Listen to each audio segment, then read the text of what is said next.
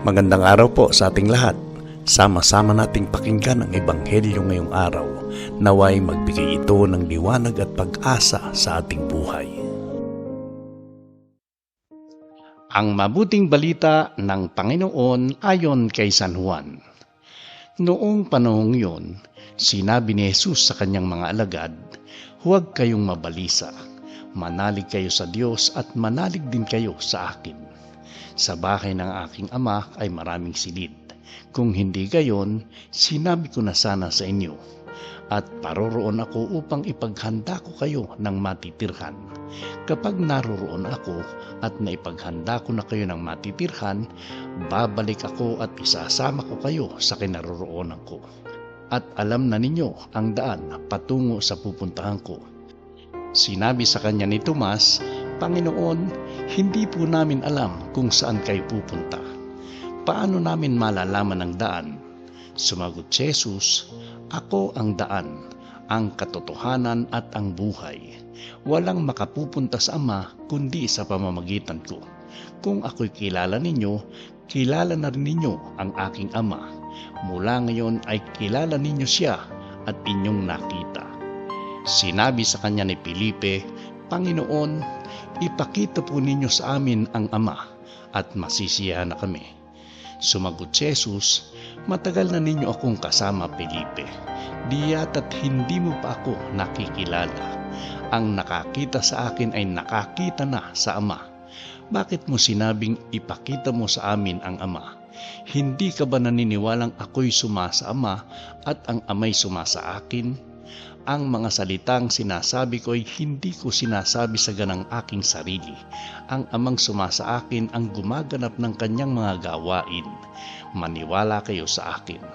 Ako'y suma sa Ama, ang Ama ay suma sa akin. Kung ayaw ninyong maniwala sa sinasabi ko, maniwala kayo dahil sa mga gawang ito.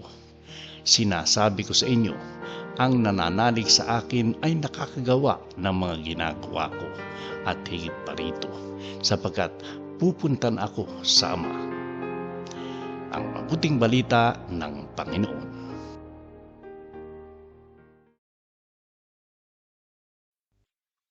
Mapagpalang araw ng linggo po sa ating lahat. Sa ating Ebanghelyo, pinapaalalahanan tayo ni Jesus na huwag mabagabag ang ating puso.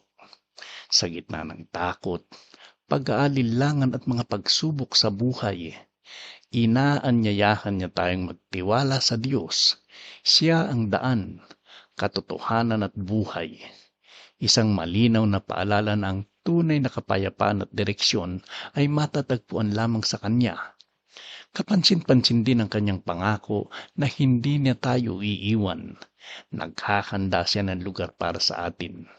Ibig sabihin, may layunin ang ating buhay at may patutunguhan ang ating pananampalataya.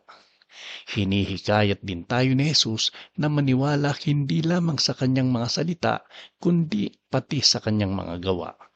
At higit pa rito, tinatawag niya tayong ipagpatuloy ang kanyang misyon sa pamamagitan ng ating sariling buhay.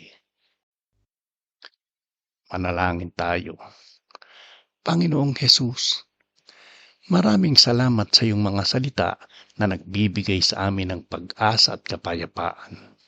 Sa tuwing kami ay nababagabag at natatakot, tulungan mo kaming alalahanin na ikaw ang aming daan, katotohanan at buhay. Palakasin mo ang aming pananampalataya upang lubos kaming magtiwala sa iyo. Gamitin mo kami bilang instrumento ng iyong pag-ibig at kabutihan sa iba. Naway mamuhay kami ayon sa iyong kalooban araw-araw. Amen. Sa bawat hakbang ng ating buhay, tandaan natin, hindi tayo nag-iisa. May Diyos na gumagabay, nagmamahal at naghahanda ng mas magandang kinabukasan para sa atin. Magtiwala tayo, sumunod at ipamuhay ang kanyang katotohanan.